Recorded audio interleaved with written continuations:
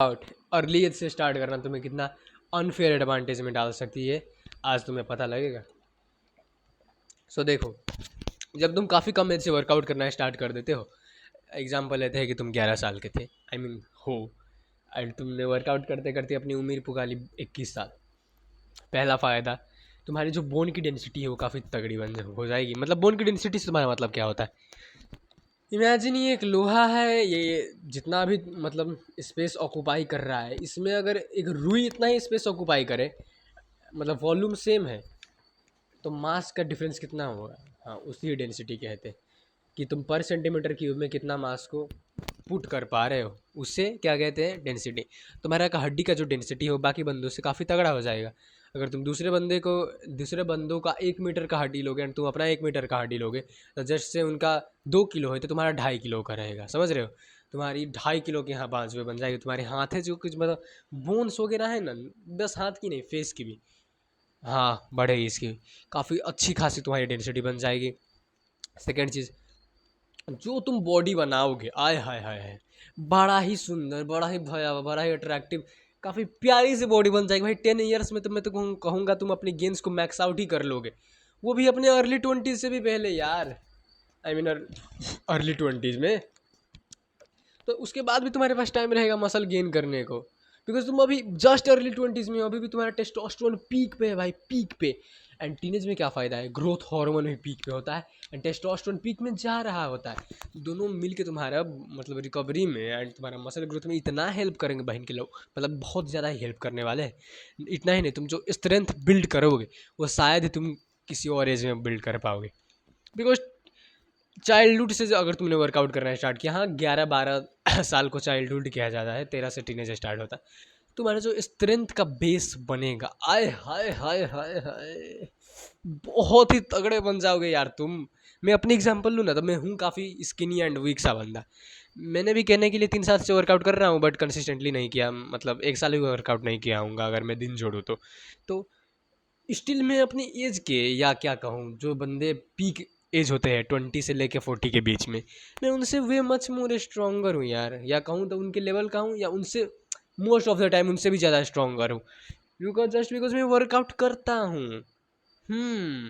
बहुत भयंकर असर डालती है, तुम जस्ट वर्कआउट करना स्टार्ट करके तो देखो, काफ़ी तगड़ा रिजल्ट मिलेगा।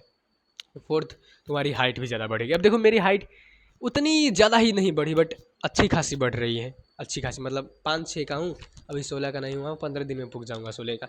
तो हाइट में मुझे कुछ उतना बड़ा इम्पैक्ट नहीं मिला ड्यू टू जेनेटिक्स, बट मेरा जो बोन का डेवलपमेंट है, लाइक रिस्ट का साइज बढ़ना, शोल्डर की बोन्स का साइज बढ़ना, फेशियल ग्रोथ का भी बात करूँगा, फेशियल बोन्स का डेंसिटी एंड ओवरऑल बोन्स का डेंसिटी, ओवरऑल बोन्स हड्डी कितने मजबूत है, and muscle growth, muscle density, strength खास करके, ये काफ़ी तगड़ी है नॉर्मल बच्चों से, काफ़ी ज़्यादा ही तगड़ी, मतलब भाई मैं अच्छा खासा स्ट्रॉन्ग हूँ। अच्छा खासा स्ट्रॉन्ग हूँ। अब मैं अपने आप का तारीफ नहीं कर रहा, वैसे तो मैं काफ़ी स्किनी हूँ, काफ़ी वीक हूँ, बट अपने एज के बंदों से काफ़ी ज़्यादा स्ट्रॉन्ग हूँ। मेरी वेट की बात करोगे तो भाई मेरा पीक वेट था 65 किलो। हाँ, तुम्हें लगेगा कि वाह इतना ज़्यादा वेट बस 5-6 की हाइट में। हाँ भाई था, अभी मैं 60 का हूँ, थोड़ा सा लूज कर लिया बीच में बिकॉज थोड़ा ज़्यादा बल्कि लग रहा था इसलिए। तो देखो, कुल मिला के बात क्या है, तुम अनबिलीवेबल स्ट्रेंथ को डेवलप करोगे, अनबिटेबल मसल मास को मतलब डेवलप करेंगे, तुम्हारी बोन की डेंसिटी काफ़ी तगड़ी हो जाएगी, मसल की डेंसिटी काफ़ी तगड़ी हो जाएगी, तुम्हारे बोन्स स्ट्रॉन्गर बनेंगे, तुम्हारे बोन्स वाइडर भी बनेंगे, लाइक शोल्डर्स की बोन्स वाइड होंगी, यहाँ का बोन भी वाइड होगा, रिस्ट का। नॉट ओनली डैट, बहुत सारे मतलब तुम्हारे बोन्स की डेंसिटी बढ़ने वाली, वाइड होने वाली, तुम्हारी हाइट भी ज़्यादा बढ़ेगी, तुम्हारा स्ट्रेंथ भी काफ़ी तगड़ा बनेगा, तुम्हारा जो बॉडी है ना भाई, बहुत attractive and sexy aesthetic body बना के बैठे रहोगे। मतलब अभी तक अच्छे से मसल मास वगैरह गेन कर लो, अर्ली 20s में जाते ही कट मार लोगे तो काफ़ी तगड़ी बॉडी बन जाएगी तुम्हारी, ये फ़ायदा भी अलग है।